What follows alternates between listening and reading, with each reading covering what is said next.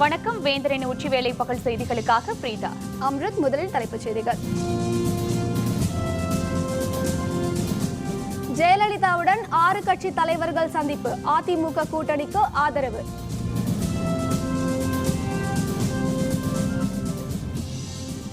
திமுக கூட்டணியில் தமாக சேருமா? EVKS இளங்கோவன் திட்டவட்ட மறுப்பு.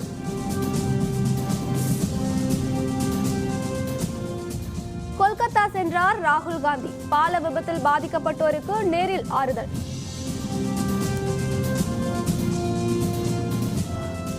அஸ்ஸாம் மேற்கு வங்கத்தில் இன்று பிரச்சாரம் ஓய்வு. நாளை மறுநாள் முதல் கட்ட வாக்குப்பதிவு. அதிமுக பொதுச் செயலர் ஜெயலலிதாவை அவருடைய போயஸ் தோட்ட இல்லத்தில் இன்று அகில இந்திய மூவேந்தர் முன்னணி கழக தலைவர் நா. சேதுராமன், மனிதநேய ஜனநாயக கட்சி தலைவர் தமீம் அன்சாரி உள்பட 6 கட்சி தலைவர்கள் சந்தித்து அதிமுக கூட்டணிக்கு ஆதரவு தெரிவித்தனர். இது பற்றிய விரிவான விவரங்களை தருகிறார் நமது செய்தியாளர் சையத்.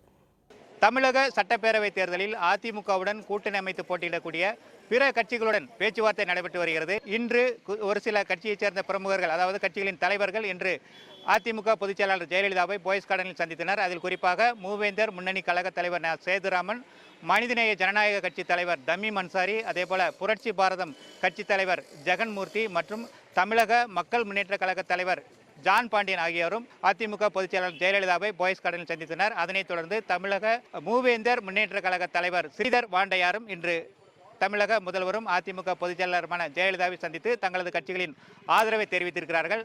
மனிதநேய ஜனநாயக கட்சி அஇஅதிமுக கூட்டணியில் போட்டியிட விரும்பும் தொகுதிகளின் பட்டியலை நாங்கள் கொடுத்திருக்கின்றோம். பரிசீலித்து நல்ல முடிவை முதலமைச்சர் அவர்கள் தெரிவிப்பதாக எங்கெல்லாம் கூறியிருக்கிறார்கள். சில கோரிக்கைகளை முன்வைத்திருக்கின்றோம். அதன் அடிப்படையிலே அவர்கள் பரிசீலனை செய்வதாக எங்கெல்லாம் வாக்குறுதி கொடுத்திருக்கின்றார்கள். நிச்சயமாக பரிசீலனை நல்லபடியாக நடக்கும் என்று நம்புகின்றோம்.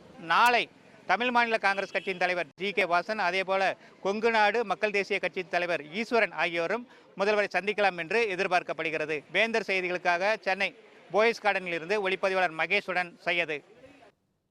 திமுக கூட்டணியில் தமிழ் மாநில காங்கிரஸ் இணைய வாய்ப்பில்லை என்று தமிழக காங்கிரஸ் தலைவர் EVKS இளங்கோவன் கூறியுள்ளார். கோவை விமான நிலையத்தில் செய்தியாளர்களிடம் பேசிய அவர், காங்கிரஸ் கட்சி மூத்த தலைவர் குலாம் நபி ஆசாத் அஸ்ஸாமில் தேர்தல் பிரச்சாரத்தை முடித்துவிட்டதாகவும், இன்னும் ஓரிரு நாட்களில் அவர் சென்னை வந்து திமுக தலைவர் கருணாநிதியை சந்திப்பார் என்றும் கூறினார். இந்த சந்திப்புக்கு பின் திமுக காங்கிரஸ் தொகுதி பங்கீடு முடிவாகும் எனவும், தொகுதி பங்கீட்டில் இந்த இரு கட்சிகளுக்கும் இடையில் எந்த சிக்கலும் இல்லை எனவும் இளங்கோவன் தெரிவித்தார். தமாகவை கூட்டணியில் சேர்க்கப் போவதில்லை என திமுக பொருளாளர் MK ஸ்டாலின் ஏற்கனவே தன்னிடம் கூறியிருப்பதாகவும் இளங்கோவன் குறிப்பிட்டார். எந்த விதமான சிக்கலும் கிடையாது. 2 தடவை சந்தித்திருக்கின்றார்கள் காங்கிரஸ் தலைவர்கள் டாக்டர் கலைஞர் அவர்களை. 3வது முறை சந்திக்கும் போது அநேகமாக இன்றைக்கு அல்லது நாளைக்கு அந்த தொகுதிகளுடைய எண்ணிக்கை முடிவாகிவிடும். தமிழ் மாநில காங்கிரஸ் திமுகவுக்கு வருவதற்கான வாய்ப்பும் இல்லை, வரவும் மாட்டார்கள். அவர்களை திராவிட முன்னேற்ற கழகம் சேர்க்கப் போவதில்லை. மேற்கு வங்க மாநிலம் கொல்கத்தாவில் பாலம் இடிந்து விழுந்த விபத்தில் பாதிக்கப்பட்டவர்களை காங்கிரஸ் துணைத் தலைவர் ராகுல் காந்தி இன்று நேரில் சந்தித்து ஆறுதல் கூறினார். கொல்கத்தாவின் கிரிஷ் பார்க் பகுதியில் புதிதாக கட்டப்பட்டு வந்த மேம்பாலம் கடந்த 31ஆம் தேதி திடீரென இடிந்து விழுந்தது. இந்த விபத்தில் 25 பேர் பலியாகி 80க்கும் அதிகமானோர் படுகாயமுற்று சிகிச்சை பெற்று வருகின்றனர். பாலம் கட்டுமான பணியில் ஈடுபட்ட ஹைதராபாத்தின் IVRCL நிறுவன ஊழியர்கள் 8 பேர் கைது செய்யப்பட்டு அதில் 3 மீது கொலை முயற்சி வழக்கு பதிவு செய்யப்பட்டுள்ளது. இந்நிலையில் காங்கிரஸ் துணைத் தலைவர் ராகுல் காந்தி இன்று கொல்கத்தா வந்து பால விபத்து நடந்த இடத்தை பார்வையிட்டார். பின்னர் கொல்கத்தா மருத்துவக் கல்லூரி மருத்துவமனைக்கு சென்ற அவர் அங்கு காயங்களுடன் மருத்துவமனையில் சிகிச்சை பெறுபவர்களை சந்தித்து ஆறுதல் கூறினார். உத்தரப்பிரதேச மாநிலம் வாரணாசி மாவட்ட சிறையில் கைதிகளுக்கும் காவலர்களுக்கும் இடையில் இன்று கடும் மோதல் வெடித்தது. கைதிகள் சிறை காவலர்கள் மீது கல்வீசி தாக்கினர். பதிலுக்கு சிறை காவலர்கள் கைதிகள் மீது கல்வீசினர், துப்பாக்கிச் சூடும் நடத்தினர். சிறைச்சாலைக்குள் மோதல் வலுத்ததை அடுத்து நிலைமையை கட்டுக்குள் கொண்டுவர அங்கு அதிக அளவில் காவல்துறையினர் குவிக்கப்பட்டு வருகிறார்கள். கைதிகள் சிறையை உடைத்து தப்பிச் செல்ல முயன்றதால் கலவரம் வெடித்ததாக முதலில் வந்த தகவல்கள் கூறுகின்றன. இந்த சிறை கலவரம் வாரணாசியில் பதற்றத்தை ஏற்படுத்தியுள்ளது. கோவில்களுக்குள் நுழைய பெண்களுக்கும் உரிமை உண்டு என்ற மும்பை நீதிமன்ற உத்தரவை அடுத்து ஷிங்கனாப்பூர் கோவிலுக்குள் பெண்கள் இன்று ஊர்வலமாக சென்று நுழைய முயன்றனர். மகாராஷ்டிரா மாநிலத்தில் உள்ள பல்வேறு முக்கிய கோயில்களில் பெண்கள் நுழைய தடை உள்ளது. இந்த தடையை உடைக்கும் நோக்கில் திருப்தி தேசாய் தலைமையிலான பூமாதா அமைப்பைச் சேர்ந்த 400 பெண்கள் கடந்த ஜனவரி மாதம் 26ஆம் தேதி அகமத் நகர் மாவட்டத்தில் உள்ள சனி ஷிங்கனாப்பூர் கோவிலுக்குள் நுழைய முயன்றனர். ஆனால் காவல்துறை அவர்களை தடுத்து நிறுத்தியது. இந்நிலையில் இது தொடர்பாக வித்யாபால், நிமிலா வர்தா என்ற இருவர் தாக்கல் செய்த பொதுநல வழக்கை விசாரித்த மும்பை உயர்நீதிமன்றம் ஆண்களுக்கு நிகராக பெண்களும் கோவில்களுக்குள் நுழைய உரிமை உண்டு என நேற்று தீர்ப்பளித்தது. இந்த தீர்ப்பை அடுத்து இன்று சனி ஷிங்கனாப்பூர் கோவிலுக்குள் பேரணியாக சென்று நுழைய பூமாதா அமைப்பினர் முடிவு செய்தனர். இந்த முறை எங்களை யாரும் தடுக்க முடியாது என பேரணிக்கு முன்னர் பூமாதா அமைப்பின் தலைவர் திருப்தி தேசாய் தெரிவித்தார். तो आज हम तुरंत शनि शिंगणापुर के प्लेटफॉर्म के ऊपर जो है वो सम्मान पूर्वक दर्शन के लिए सभी महिला जा रहे हैं। नहीं, मुझे नहीं लगता आज कोई रोकेगा, क्योंकि कोर्ट ने आदेश ही दिया है कि पुलिस भी नहीं रोक सकती और 1956 का जो एक्ट है उसके अनुसार जो है जहाँ पे पुरुष जाते हैं वहाँ पे महिलाएं जा सकती है। अगर किसी ने रोका तो उसके ऊपर हम एफआईआर भी दर्ज करेंगे। Finally, I think it's a wonderful decision, and thanks to the honorable court, the country realized that women are equal citizens. Hope, but at the same time, it's really very sad that for such equality, women have to knock the door of the court. 3 நாடுகள் பயணத்தின் இறுதிக்கட்டமாக பிரதமர் நரேந்திர மோடி இன்று Saudi அரேபியாவுக்கு புறப்பட்டார். 2 நாள் பயணத்தின் பொழுது Saudi மன்னர் சல்மானுடன் அவர் பேச்சு நடத்த இருக்கிறார். பெல்ஜியம் நாட்டில் சுற்றுப்பயணம் தொடங்கிய பிரதமர் மோடி பின்னர் அமெரிக்கா சென்று அணு ஆயுத பாதுகாப்பு உச்சி மாநாட்டில் 56 நாட்டு தலைவர்களுடன் பங்கேற்றார். அமெரிக்க பயணத்தின் பொழுது பிரிட்டன் பிரதமர் டேவிட் கேமரூன், ஜப்பான் பிரதமர் அபே ஆகியோரை அவர் சந்தித்து பேசினார். பின்னர் 3 நாடுகள் பயணத்தின் இறுதிக்கட்டமாக இன்று அவர் சவுதி அரேபியா புறப்பட்டார். நேரு, இந்திரா காந்தி, மன்மோகன் சிங்கிற்கு பிறகு சவுதி செல்லும் 4வது இந்திய பிரதமர் மோடி என்பது குறிப்பிடத்தக்கது. சவுதியில் 2 நாள் பயணம் மேற்கொள்ளும் பிரதமர் மோடி தலைநகர் ரியாத்தில் உள்ள மன்னரின் மாளிகையில் தங்க உள்ளார். மன்னர் சல்மான் பின் அப்துல் அசீஸ் அல் சவுத் உள்பட முக்கிய தலைவர்களுடன் அவர் பேச்சு நடத்த இருக்கிறார். சவுதி அரேபியாவில் சிக்கித் தவிக்கும் தமிழக மீனவர்கள் 63 பேரை விடுவிக்க ஆவண செய்யும்படி பிரதமர் நரேந்திர மோடிக்கு முதல்வர் ஜெயலலிதா கடிதம் எழுதியுள்ளார். அந்த கடிதத்தில் ராமநாதபுரம், நாகை, கடலூர், தஞ்சாவூர், குமரி மாவட்டங்களைச் சேர்ந்த 63 மீனவர்கள் மீன்பிடி தொழிலுக்காக சவுதி அரேபியாவின் ஜூபைல் பகுதிக்கு நிறுவனம் ஒன்றினால் அழைத்துச் செல்லப்பட்டதாகவும் ஒப்பந்தப்படி மீனவர்களுக்கு தர வேண்டிய தொகையை அந்த நிறுவனம் தரவில்லை என்றும் முதல்வர் கூறியுள்ளார். இதனால் குடும்பத்துக்கு பணம் அனுப்ப முடியாமல் மீனவர்கள் தத்தளிக்கும் நிலை உள்ளதாகவும் இந்த 63 மீனவர்களின் கடவுச்சீட்டுகளும் அந்த நிறுவனத்தின் வசம் உள்ளதால் மீனவர்கள் நாடு திரும்ப முடியாத இக்கட்டான நிலை ஏற்பட்டிருப்பதாகவும் முதல்வர் ஜெயலலிதா குறிப்பிட்டுள்ளார். 63 மீனவர்களையும் மீட்டு தாயகத்துக்கு திருப்பி அனுப்ப மத்திய அரசு உரிய நடவடிக்கை எடுக்க வேண்டும் எனவும் கடிதத்தில் அவர் வலியுறுத்தியுள்ளார். அசாம், மேற்கு வங்க மாநிலங்களின் 83 தொகுதிகளில் இன்று தேர்தல் பிரச்சாரம் ஓய்கிறது. நாளை மறுநாள் அங்கு முதல்கட்ட தேர்தல் நடைபெற உள்ளது. தமிழகம், அசாம், மேற்கு வங்கம் உள்பட 5 மாநிலங்கள் சட்டப்பேரவை தேர்தலை சந்திக்க உள்ளன. இதில் மேற்கு வங்கம் மற்றும் அசாம் மாநிலத்தில் நாளை மறுநாள் முதல்கட்ட தேர்தல் நடைபெற உள்ளது. 294 தொகுதிகள் கொண்ட மேற்கு வங்கத்தில் முதல் கட்டமாக 18 தொகுதிகளுக்கும் 126 தொகுதிகள் கொண்ட அசாமில் முதல் கட்டமாக 65 தொகுதிகளுக்கும் தேர்தல் நடைபெற இருக்கிறது. முதல்கட்ட தேர்தல் நடைபெறும் இந்த தொகுதிகள் அனைத்திலும் இன்று மாலையுடன் பிரச்சாரம் ஓய்கிறது. நாளை மறுநாள் இந்த தொகுதிகள் தேர்தலை சந்திக்கின்றன. இஸ்லாமியர்கள் பாரத மாதாவை வாழ்த்தி முழக்கமிட்டால் ஃபத்வா எனப்படும் தண்டனை விதிக்கப்படும் என்ற அறிவிப்புக்கு பாரதிய ஜனதா கண்டனம் தெரிவித்துள்ளது. இந்தியர் அனைவரும் பாரத மாதா கி ஜெய் என்று சொல்ல வேண்டும் என RSS அமைப்பின் தலைவர் மோகன் பாகவத் முன்பு கூறியிருந்தார். இதற்கு எதிர்ப்பு தெரிவித்த AIMIM கட்சி தலைவரும் ஹைதராபாத் எம்பியுமான அசாசுதீன் அவுசி, இஸ்லாமியர்கள் பாரத மாதாவை வாழ்த்தி முழக்கமிட வேண்டும் என்று யாரும் கட்டாயப்படுத்த முடியாது என்று கூறியது சர்ச்சையை ஏற்படுத்தியது. இந்நிலையில் பாரத மாதா கி ஜெய் சொல்லும் இஸ்லாமியர்களுக்கு பத்வா எனப்படும் தண்டனை அளிக்கப்படும் என தரூஸ் உலூம் தியோபத் என்ற இஸ்லாமிய அமைப்பு அறிவித்துள்ளது. இதற்கு பாரதிய ஜனதா கண்டனம் தெரிவித்துள்ளது. इसलिए कि फतवा जो है बिल्कुल पॉलिटिकली कहीं ना कहीं इसमें मोटिव दिखता है। सिर्फ ये कहा गया कि भारत माता की जय, कोई भी कबाहत नहीं है इस्लाम की तरफ से, इस्लामिक तालीम की तरफ से, इस्लामिक स्टडीज को देखें तो इस पर कोई कबाहत नहीं है। மும்பையில் தொலைக்காட்சி தொடர் நடிகை பிரத்யூஷா பானர்ஜியின் தற்கொலை தொடர்பாக அவரது நண்பரிடம் காவல்துறை தீவிர விசாரணை நடத்தி வருகிறது. பலிகா வாது என்ற தொலைக்காட்சி தொடரில் அடல்ட் ஆனந்தி என்ற கதாபாத்திரத்தில் நடித்து புகழ் பெற்றவர் பிரத்யூஷா பானர்ஜி. நேற்று பிற்பகல் மும்பை காண்டிவெல் பகுதியில் உள்ள அவரது வீட்டில் பிரத்யூஷா தற்கொலை செய்து கொண்டார். இவரது திடீர் மறைவு மும்பை பட உலகம் மற்றும் தொலைக்காட்சி உலகத்தை அதிர்ச்சியில் ஆழ்த்தியுள்ளது. பிரத்யூஷா பானர்ஜியின் தற்கொலை தொடர்பாக அவரது ஆண் நண்பர் ராகுல் சிங்கிடம் மும்பை காவல்துறை இன்று தீவிர விசாரணையை தொடங்கியுள்ளது. தமிழ் அமைப்பினர் கருணாநிதியுடன் சந்திப்பு, திமுகவுக்கு ஆதரவு தருவதாக அறிவிப்பு. விவரம் விளம்பர இடைவேளைக்கு பிறகு.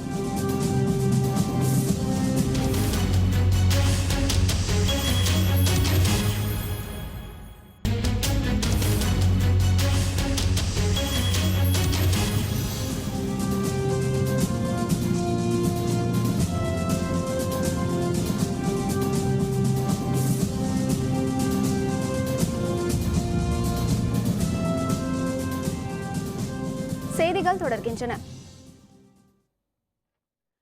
தமிழ் அமைப்புகளின் கூட்டமைப்பைச் சேர்ந்தவர்கள் திமுக தலைவர் கருணாநிதியை நேரில் சந்தித்து வரும் சட்டப்பேரவைத் தேர்தலில் தங்களது ஆதரவை அளிப்பதாக தெரிவித்தனர். பன்னாட்டு தமிழ் உறவு மன்றம் மற்றும் தமிழ் அமைப்புகளின் கூட்டமைப்பைச் சேர்ந்த பல்வேறு தமிழ் அறிஞர்கள் திமுக தலைவர் கருணாநிதியை இன்று சென்னை கோபாலபுரத்தில் உள்ள அவரது இல்லத்தில் சந்தித்தனர். தமிழ் பல்கலைக்கழக முன்னாள் துணைவேந்தர் ஔவை நடராஜன் உள்பட பல்வேறு பல்கலைக்கழகங்களின் முன்னாள் துணைவேந்தர்களும் இந்த சந்திப்பில் கலந்து கொண்டனர். பகுத்தறிவு, திராவிடம், தமிழ் வளர்ச்சி உள்ளிட்டவைகளின் வளர்ச்சிக்காக திமுகவுக்கு ஆதரவு அளித்ததாக அவர்கள் தெரிவித்தனர். தமிழறிஞர்கள் என்றைக்கும் அவருக்கு தோளாக இருப்போம், அவர் கைவாளாக இருப்போம் என்று உறுதிமொழி கூறுகின்ற ஒரு வாய்ப்பாகத்தான் இன்றைய நேர்காணலை கண்டு நாங்கள் மகிழ்ந்தோம். தமிழருக்கும் தமிழ்நாட்டிற்கும் திராவிட இனத்திற்கும் தொடர்ந்து நல்வாழ்வும் உயர் பணிகளும் கிடைக்க வேண்டும் என்று சொன்னால் மீண்டும் திராவிட முன்னேற்றக் கழகம் ஆட்சியில் இடம்பெற வேண்டும் என்ற ஆவலை நேர்முகமாக தெரியப்படுத்த தமிழறிஞர்கள் அத்தனை பேரும் ஒருங்கு திரண்டு அவர் கலைஞரையே நேரில் பார்த்து தெரிவித்து வந்திருக்கிறோம். இதேபோல் திராவிட இயக்க தமிழர் பேரவை, சமூக விழிப்புணர்வு இயக்கம் உள்ளிட்ட பல்வேறு அமைப்புகளைச் சேர்ந்தவர்கள் திமுக பொருளாளர் மு.க. ஸ்டாலினை சென்னை அறிவாலயத்தில் சந்தித்து வரும் பேரவைத் தேர்தலில் திமுகவுக்கு ஆதரவு அளிப்பதாக தெரிவித்தார். மேலும் அதிமுக, தேமுதிக ஆகிய கட்சிகளில் இருந்து விலகிய பலர் இன்று ஸ்டாலின் முன்னிலையில் திமுகவில் இணைந்தனர். இந்திய குடியரசுக் கட்சியிலிருந்து தான் நீக்கப்படவில்லை என அந்த கட்சியின் தலைவர் சேகு தமிழரசன் தெரிவித்துள்ளார். சென்னை மயிலாப்பூரில் செய்தியாளர்களுடன் பேசிய அவர் இது தொடர்பான வதந்திகளை யாரும் நம்ப வேண்டாம் என தெரிவித்தார். மேலும் கட்சியின் அகில இந்திய தலைமை தன்னை கட்சியிலிருந்து நீக்கியதாக கூறப்படும் தகவல் பொய்யானது என தெரிவித்த அவர் தமிழகத்தில் மட்டுமே இந்த கட்சி உள்ளது என்றும் கூறினார். இந்திய குடியரசுக் கட்சியிலிருந்து என்னை நீக்கிவிட்டதாக தவறுதலாக சில செய்திகள் பரப்பப்பட்டு வருகிறது. அதிலே உண்மையில்லை. அது எந்த வகையிலும் அதிகாரமிக்கதும் இல்லை என்பதை அழுத்தத்தோடு இந்த நிலையில நாங்கள் சொல்ல விரும்புகிறோம். திருநெல்வேலிக்கு ரயில் மூலம் 1 கோடி ரூபாய் பணம் கொண்டுவரப்படுவதாக கிடைத்த தகவலின் பேரில் ரயில் நிலையத்தில் பறக்கும் படையினர் சோதனை மேற்கொண்டனர். சென்னையிலிருந்து நாகர்கோவில் செல்லும் ரயிலில் உரிய ஆவணமின்றி 1 கோடி ரூபாய் ரொக்க பணம் கொண்டுவரப்படுவதாக திருநெல்வேலி மாவட்ட தலைமை தேர்தல் அலுவலகத்துக்கு தகவல் கிடைத்தது. இதனையடுத்து திருநெல்வேலி ரயில் நிலையத்திற்கு சென்ற தேர்தல் பறக்கும் படையினர் பல்வேறு ரயில்களில் சோதனை மேற்கொண்டனர். இதனால் ரயில் நிலையத்தில் பதற்றம் ஏற்பட்டது. எனினும் சோதனையின் போது பணம் எதுவும் சிக்காத நிலையில் ரயில் பணம் வந்ததாக கூறப்படுவது தவறான தகவல் என தேர்தல் அலுவலர்கள் தெரிவித்தனர். நாகூர் சேலம் எக்ஸ்பிரஸில் சுமார் 1 கோடி மதிப்பிலான தொகை 4 டிராவல் பேக்குகளில் வர்றதா எங்களுக்கு தகவல் கிடச்சிது. நாங்கள் ரயில்வே போலீஸ்லேயும் அந்த ஸ்டேஷன் மாஸ்டரையும் பெர்மிஷன் வாங்கி அந்த ரயிலை செக் பண்ணோம் காலையில். ஆனால் அந்த மாதிரி பணம் எதுவும் எங்களுக்கு கிடைக்கல. அதன் மூலம் இந்த செய்தி தவறான செய்தி, பொய்யான தகவல்ங்கிறது உறுதி செய்யப்பட்டுள்ளது. இதேபோல் திருநெல்வேலி VM சத்திரம் பகுதியில் சோதனையில் ஈடுபட்ட பறக்கும் படையினர் மகளிர் சுய உதவி குழுக்களுக்கு வழங்க உரிய ஆவணமின்றி கொண்டு செல்லப்பட்ட 4 லட்சம் ரூபாய் மதிப்பிலான மளிகை பொருட்களை பறிமுதல் செய்தனர். திருச்சி மாவட்டம் மணப்பாறை அருகே சொகுசு காரில் ஆவணங்களின்றி கொண்டுவரப்பட்ட 62 சவரன் தங்க நகையை தேர்தல் பறக்கும் படை அலுவலர்கள் பறிமுதல் செய்தனர். திருச்சி திண்டுக்கல் தேசிய நெடுஞ்சாலையில் மணப்பாறை அருகே உள்ள பொன்னம்பலப்பட்டி சோதனைச் சாவடியில் தேர்தல் பறக்கும் படையினர் இன்று வாகன தணிக்கையில் ஈடுபட்டனர். அப்பொழுது தாமரைப்பாடியிலிருந்து திருச்சி நோக்கி சென்ற சொகுசு காரை சோதனையிட்ட பொழுது அதில் தங்கச் செயின்கள், மோதிரங்கள், வளையல்கள் என 62 சவரன் நகைகள் இருந்தன. காரில் வந்த ஆயிஷா என்ற பெண்ணிடம் விசாரணை நடத்திய பொழுது தாமரைப்பாடி ஊராட்சி மன்ற தலைவர் அப்துல் கபூர் பரங்கிப்பேட்டையில் உள்ள தனது மகளிடம் இவற்றை கொடுக்குமாறு தன்னிடம் தந்ததாக ஆயிஷா கூறினார். உரிய ஆவணங்கள் எதுவும் இல்லாததால் இந்த நகைகள் பறிமுதல் செய்யப்பட்டு மணப்பாறை சார்நிலை கருவூலத்தில் ஒப்படைக்கப்பட்டன. காஞ்சிபுரத்தில் தேர்தல் நடத்தை விதிகளை மீறும் வகையில் சாலையோரம் வைக்கப்பட்டிருந்த அரசியல் கட்சிகளின் கொடிகளை தேர்தல் கண்காணிப்பு குழுவினர் அப்புறப்படுத்தினர். தமிழக சட்டப்பேரவை தேர்தலையொட்டி தேர்தல் கண்காணிப்பு குழுவினர் அனைத்து மாவட்டங்களிலும் நடத்தை விதிகள் தொடர்பாக தொடர் சோதனையில் ஈடுபட்டு வருகின்றனர். இதன் ஒரு பகுதியாக காஞ்சிபுரத்தின் சாலையில் நடுவிலும் சாலை ஓரங்களிலும் தேர்தல் விதிகளுக்கு புறம்பாக நட்டு வைக்கப்பட்டிருந்த அரசியல் கட்சிகளின் கொடிகளை தேர்தல் குழுவினர் அப்புறப்படுத்தினர். இதுபோன்ற நடவடிக்கைகளால் தாங்கள் பாதிக்கப்படுவதாக கொடிக்கம்பம் நடும் தொழிலாளர்கள் அதிருப்தி தெரிவித்துள்ளனர். இந்த தொழில் விதிமுறைன்ட்டு இப்போ தேர்தல் ஆணையம் அறிவிச்சிருக்காங்க. ரொம்ப குறுகிய இடத்துலையே போட சொல்கிறாங்க. எங்களால் போட்டு போய் நடத்த முடியல. ஏற்கனவே 40 நாளாக தொழில் இல்லை. இதுக்கு மேல்பட்டு நாங்கள் இந்த தொழில் எப்படி நம்பி நாங்கள் செய்யுதுன்னு தெரில. கொஞ்சம் தேர்தல் விதிமுறையை கொஞ்சம் தளர்த்தி இன்னும் கொஞ்சம் தளவு நட்டுக்கலாம். ஓரம் கூட நாங்கள் யாருக்கும் பாதிப்பு இல்லாமல் இந்த தொழில் செஞ்சுக்கிறோம். அதுக்கு இது ஏதாவது எங்களுக்கு ஒரு வழி பண்ணுங்க. புதுச்சேரி அருகே வில்லியனூரில் உள்ள புனித லூர்து அன்னை திருத்தலத்தில் கொடியேற்றத்துடன் தொடங்கிய 139வது ஆண்டு பெருவிழாவில் திரளானோர் கலந்து கொண்டனர். புதுச்சேரி அருகே உள்ள வில்லியனூர் மாதா ஆலயம் பிரான்ஸ் நாட்டின் லூர்து நகருக்கு பின் உலகிலேயே லூர்து மாதாவிற்கென்று கட்டப்பட்ட 2வது ஆலயம் என்ற புகழுடையது.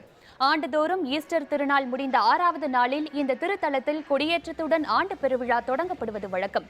அதுபோல இந்த ஆண்டும் திரளானோரின் ஊர்வலத்தை தொடர்ந்து கொடியேற்றமும் கும்பகோணம் மறை மாவட்ட ஆயர் அந்தோணிசாமி தலைமையில் அதிகாலையில் ஆடம்பர கூட்டு திருப்பலியும் நடைபெற்றன. முக்கிய நிகழ்வாக வரும் 10ஆம் தேதி தேர் பவனி விழா நடைபெற இருக்கிறது. அன்னையினுடைய திருக்கொடியை ஏற்றி இந்த ஆண்டு பெருவிழாவினை துவக்கி வைத்திருக்கின்றார்கள். திருவிழா ஏப்ரல் மாதம் 10ஆம் தேதி வரை ஒவ்வொரு நாளும் மாலை 6 மணிக்கு சிறப்பு நவநாள் கூட்டு திருப்பலி நடைபெறும். ஏப்ரல் மாதம் 10ஆம் தேதி மாலை 7:30 மணிக்கு அன்னையினுடைய திருவிழா ஆடம்பர தேர்பவனி நடைபெறும். இதில் கலந்து கொண்டு அன்னையினுடைய ஆசிரியை பெற்றுக்கொள்ள உங்கள் அனைவரையும் அன்போடு அழைக்கின்றோம். திண்டுக்கல் மாவட்டம் மேட்டுப்பட்டி புனித வியகுல அன்னை திருத்தலத்தில் 326வது ஆண்டு பாஸ்கு விழா தொடங்கியது. ஆண்டுதோறும் ஈஸ்டர் திருநாளுக்கு அடுத்து வரும் வெள்ளிக்கிழமை இங்கு பாஸ்கு விழா நடைபெறுவது வழக்கம். இயேசு கிறிஸ்துவின் பிறப்பு, இறப்பு, உயிர்த்தெழுதல் உள்ளிட்ட நிகழ்வுகளை நாடகமாக நடத்துவதே பாஸ்கு விழா என அழைக்கப்படுகிறது. வேண்டுதலை நிறைவேற்ற 40 நாட்கள் விரதமிருந்து இந்த நாடகங்களில் பல்வேறு கதாபாத்திரங்களை மேற்கொள்கின்றனர். சிறப்பாக தொடங்கிய பாஸ்கு விழாவில் பலர் பங்கேற்றுள்ளனர். இன்று இயேசு கிறிஸ்து உயிர்த்தெழுதல் நிகழ்ச்சி நடைபெறுகிறது. தஞ்சை பெரிய கோவில் சித்திரை தேரோட்டம் வரும் 18ஆம் தேதி நடைபெற இருப்பதை அடுத்து தேர் மற்றும் தேர் செல்லும் பாதை உள்ளிட்டவற்றை மாவட்ட ஆட்சியர் ஆய்வு செய்தார். தஞ்சை பெரிய கோவிலின் சித்திரை பெருவிழா 100 ஆண்டுகளுக்கு பின்னர் கடந்த ஆண்டு நடைபெற்றது. இந்த நிலையில் இவ்வாண்டுக்கான சித்திரை பெருவிழா வரும் 4ஆம் தேதி கொடியேற்றத்துடன் தொடங்கி வரும் 18ஆம் தேதி தேரோட்டம் நடைபெற உள்ளது. தேரோட்டத்துக்கு லட்சக்கணக்கான பக்தர்கள் வருவார்கள் என எதிர்பார்க்கப்படும் நிலையில் தேர் செல்லும் பாதை மற்றும் தேர் ஆகியவற்றை மாவட்ட ஆட்சியர் சுப்பையன், மாவட்ட காவல் கண்காணிப்பாளர் உள்ளிட்ட அலுவலர்கள் ஆய்வு செய்தனர்.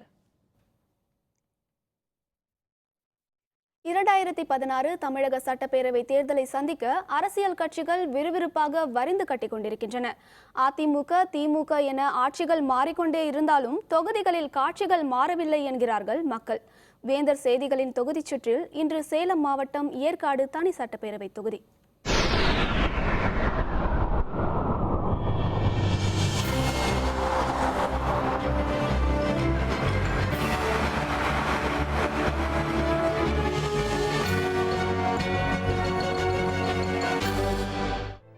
சேர்வராயன் மலைத்தொடரில் அமைந்துள்ள கோடைகால வசிப்பிடம், ஏழைகளின் உதகை என்று அழைக்கப்படும் பெருமை, மலைவாழ் மக்களுக்கான தனித்தொகுதி என்ற பல்வேறு சிறப்புகளை உடையது ஏற்காடு தனித்தொகுதி. மலையில் அமைந்துள்ள ஏற்காடு மலையின் அடிவாரத்தில் உள்ள வாழப்பாடி மற்றும் அயோத்தியாபட்டினம் ஒன்றியங்களை உள்ளடக்கிய பரப்பளவில் மிகப்பெரிய தொகுதி ஏற்காடு. ஏற்காடு ஒன்றியத்திற்கு உட்பட்ட 9 ஊராட்சிகளில் 65 மலை கிராமங்கள் இருக்கின்றன. விவசாயம் மற்றும் விவசாயம் சார்ந்த தொழில்களே முதன்மையானதாக இருக்கும் ஏற்காடு தொகுதியில் அதிக அளவில் காஃபி விளைகிறது. ஏற்காடு தொகுதியை அதிக முறை அதிமுகவே கைப்பற்றியுள்ளது. 7 முறை அதிமுக, 4 முறை திமுக, 3 முறை காங்கிரஸ் ஆகிய கட்சிகள் வெற்றி கொண்டுள்ளன. தொகுதியின் தற்போதைய சட்டப்பேரவை உறுப்பினர் பே. சரோஜா. 2011 தேர்தலில் வெற்றி பெற்ற அதிமுக சட்டப்பேரவை உறுப்பினர் பெருமாள் இறந்ததை தொடர்ந்து 2013 நடைபெற்ற இடைத்தேர்தலில் அவரது மனைவியான சரோஜா போட்டியிட்டு வெற்றி பெற்றார். அதிமுக சார்பில் போட்டியிட்ட சரோஜா 1,42,771 வாக்குகளும், எதிர்த்து போட்டியிட்ட திமுகவின் மாறன் 64,655 வாக்குகளும் பெற்றனர். ஏற்காடு தனித்தொகுதியின் மொத்த வாக்காளர் எண்ணிக்கை 2,58,758. இதில் ஆண்கள் 1,28,36 பேர், பெண்கள் 1,30,708 பேர், மூன்றாம் பாலினத்தவர்கள் 14 பேர். சுதந்திரம் அடைந்து ஆண்டுகள் பல கடந்தும் ஏற்காடு தொகுதியில் உள்ள பல மலை கிராமங்கள் இன்னும் முறையான சாலை வசதியின்றியே காணப்படுகிறது. தொகுதியில் உள்ள ஏரிகள் முறையாக பராமரிக்கப்படாததுடன் மணல் திருட்டும் நடைபெறுவதாக குற்றம் சாட்டும் தொகுதி மக்கள் ஏரி தண்ணீரை முறைகேடாக திருடி தனியார் விற்பனை செய்து வருவதாகவும் சுட்டிக்காட்டுகின்றனர். விளைகின்ற விளைபொருட்களை வெளியே கொண்டு செல்ல இயலவில்லை. படிப்பு வசதி சரியாக குழந்தைகள் பள்ளிக்கு அனுப்ப முடியாத நிலைமை. ஏரியை சுற்றிலும் கட்டிடங்கள் கட்டக்கூடாது. ஏரி தண்ணீரை திருட்டுத்தனமாக எடுத்து இந்த பகுதியில் இருக்கின்றவர்கள் விற்பனை செய்து கொண்டிருக்கிறார்கள். தற்போதைய சட்டப்பேரவை உறுப்பினரான சரோஜா தேர்தலுக்கு பின் தொகுதிக்குள் வரவில்லை என்றும் அவரை சந்திப்பது அரிதாக உள்ளதாகவும் தொகுதி மக்கள் தெரிவிக்கின்றனர். விவசாயத்திற்கு தேவையான இலவச மின் இணைப்பு கேட்டு 5 ஆண்டுகள் காத்திருந்ததுதான் மிச்சம் எனும் விவசாயிகள் குடிநீருக்கும் அலைக்கழிக்கப்படுவதாக தெரிவிக்கின்றனர். இந்த ரோடு, இந்த தண்ணி பிரச்சனை, இதெல்லாம் எவ்வளோ தூரம் அவரை கேட்டோம். அவர் அதை மறுபடியும் அந்த ஓட்டு கேட்க வந்ததை தவிர அடுத்த டைம் இந்த பக்கமே நாங்கள் இன்னும் அவரை பார்க்கவே முடியல. விவசாயத்துக்காக நாங்கள் 5 வருஷம் ஆகுது, அந்த சர்வீஸ் இன்னும் கொடுக்கல. அந்த சர்வீஸ் 5 வருஷமாக ஏஐ ரூமுக்கு போகிறது, ஏடி ரூமுக்கு போகிறது, ஈக்கு போகிறது, இப்படியே நடந்து நாங்கள் களைச்சியே போயிட்டோம். தொகுதி முழுவதும் தீர்க்கப்படாத பிரச்சனைகள் தான் அதிகம் உள்ளதாகவும் அவர்கள் தெரிவிக்கின்றனர். ஏற்காடு தொகுதியை பொறுத்த வரைக்கும் இது வரைக்கும் யார் வந்தாலுமே ஏற்காடு இருக்கிற மாதிரியே தான் இருக்குது. எந்த விதமான டெவலப்மெண்ட்டும் கிடையாது. சுற்றுலாத்தலத்தை மேம்படுத்துகிற திட்டம் எதுவுமே கிடையாது. ரியல் எஸ்டேட் மட்டும் வளர்ந்துட்டு இருக்குது. இந்த ரியல் எஸ்டேட் வளர்கிற காரணத்தினால இங்கே இயற்கை சூழல் ரொம்ப மாசடைஞ்சிருக்குது. அதனால் வர சுற்றுலா பயணிகள்லாம் வெறுத்து போய் திரும்ப போயிடுறாங்க. தொகுதி மக்களின் குறைகள் தீர்க்கப்படாதது போன்றே ஏற்காடு வரும் சுற்றுலா பயணிகளுக்கு தேவையான அடிப்படை வசதிகளும் செய்து தரப்படாமலேயே இருக்கின்றன. ஏதாவது ஒரு முன்னேற்றம் இருக்கிறதா என்ற எதிர்பார்ப்பில் ஆண்டுதோறும் வந்து கொண்டிருந்த சுற்றுலா பயணிகளும் தற்போது ஏற்காட்டை தவிர்க்கும் மனநிலைக்கு தள்ளப்பட்டுள்ளனர். 5-6 வருஷத்துக்கு முன்னாடி வந்திருக்கேன், நல்லா இருந்தது. இப்போ எப்படின்னா சுற்றுப்புறம் நல்லா இல்லை. பிளேஸும் அந்தளவுக்கு போனால் அந்த இடத்துல நல்ல பராமரிப்பு கிடையாது. கசடுகள், இந்த பிளாஸ்டிக் இதெல்லாம் இருக்குது, சுத்தம் பண்ணலன்னு வச்சுக்கோங்களேன். அது மாதிரி இருக்குது. இங்கேருந்து 150 கிலோமீட்டர் வந்திருக்கோம். இப்போ 2-4 வருஷமும் நல்லாவே இல்லை. இதுவரை கோரிக்கைகள் எதுவும் நிறைவேறவில்லை என்றாலும் தேங்காய் கொள்முதல் மையம், மானிய விலையில் தேங்காய் உரிக்கும் எந்திரம், பாக்கு விலை நிர்ணயம், மேட்டூர் அணையிலிருந்து வெளியேறி வீணாக கடலில் கலக்கும் நீரை கால்வாய் மூலம் வாழப்பாடி, அயோத்தியாப்பட்டினம் பகுதிகளுக்கு திருப்பி விவசாயம் செழிக்க செய்வது போன்ற பழைய நீண்டகால கோரிக்கைகளை மீண்டும் வலியுறுத்த சட்டப்பேரவை தேர்தலை எதிர்நோக்கியுள்ளனர் ஏற்காடு தொகுதி மக்கள். ஏழைகளின் ஊட்டி என்று சொல்லப்படும் ஏற்காட்டை மேம்படுத்த எந்த நடவடிக்கையும் இல்லாததால் ஆர்வத்தோடு வரும் பெரும் சுற்றுலா பயணிகளும் பெரும் ஏமாற்றத்திற்குள்ளாகியுள்ளனர். குறிப்பாக மலைக்கிராம மக்களுக்கு அடிப்படை வசதிகள் செய்து கொடுக்காததால் பெரும் ஏமாற்றத்திற்குள்ளாகியுள்ளனர். இந்த சட்டமன்ற தேர்தலில் மாற்றத்தை எதிர்நோக்கிய காத்திருக்கின்றனர் இந்த பகுதி பொதுமக்கள். ஏற்காடு சட்டமன்ற தொகுதியிலிருந்து வேந்த செய்திகளுக்காக TS நடராஜன்.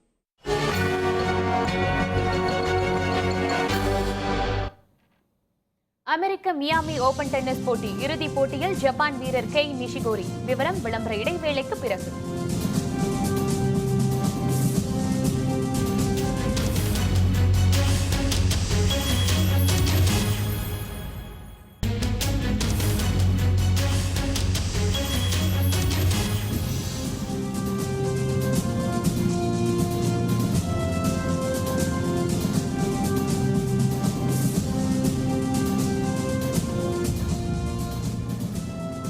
செய்திகள் தொடர்கின்றன.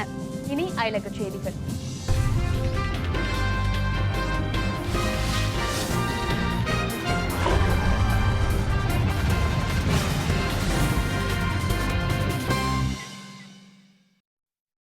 வியட்நாமில் பெரும்பான்மை பலத்துடன் அதிபராக தேர்ந்தெடுக்கப்பட்ட ட்ரான் டை குவாங் இன்று முறைப்படி பதவியேற்றுக் கொண்டார்.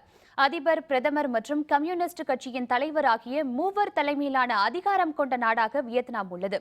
அங்கு புதிய அரசு பொறுப்பேற்க 3 மாதங்கள் உள்ள நிலையில் முன்கூட்டியே அதிபரை தேர்ந்தெடுக்க வியட்நாம் நாடாளுமன்றம் இன்று கூடியது. அதிபர் பதவி வேட்பாளராக காவல்துறையில் உயர் அலுவலராக பதவி வகித்து வந்த ட்ரான் டை குவாங் முன்னிறுத்தப்பட்டார்.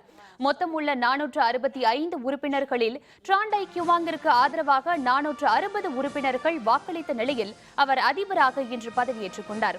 அவருக்கு அனைவரும் தங்கள் வாழ்த்துக்களை தெரிவித்தனர்.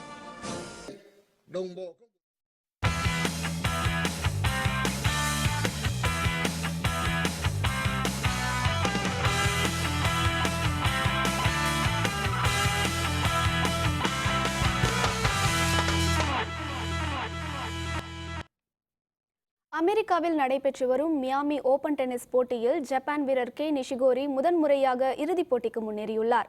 மியாமி ஓபன் டென்னிஸ் ஆண்கள் ஒற்றையர் அரையிறுதிப் போட்டியில் ஜப்பானின் கே நிஷிகோரி ஆஸ்திரேலிய வீரர் நிக் கிரிஜியோஸை எதிர்கொண்டார். தொடக்கம் முதலே ஆதிக்கம் செலுத்திய நிஷிகோரி முதல் செட்டை எளிதாக கைப்பற்றினார். இரண்டாவது செட்டில் கடும் போட்டி நிலவினாலும் சுதாரித்து ஆடிய அவர் 6-3, 7-5 என்ற நேர் செட் கணக்கில் நிக் கிரிஜியோஸை வீழ்த்தி முதல் முறையாக இறுதிப் போட்டிக்கு முன்னேறினார்.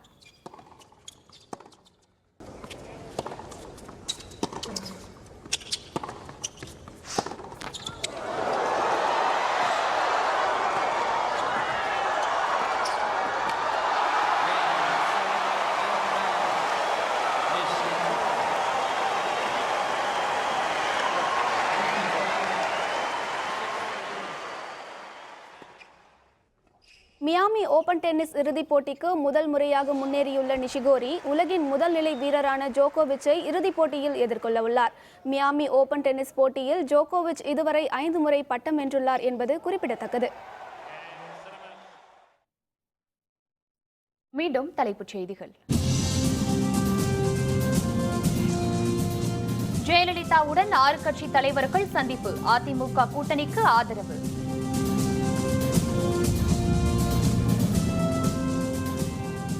திமுக கூட்டணியில் தமாக சேருமா? EVKS இளங்கோவன் திட்டவட்ட மறுப்பு.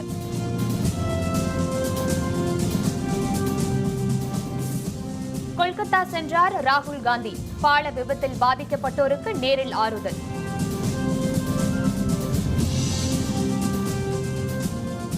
அசாம், மேற்கு வங்கத்தில் இன்று பிரச்சாரம் ஓய்வு. நாளை மறுநாள் முதல் கட்ட வாக்குப்பதிவு.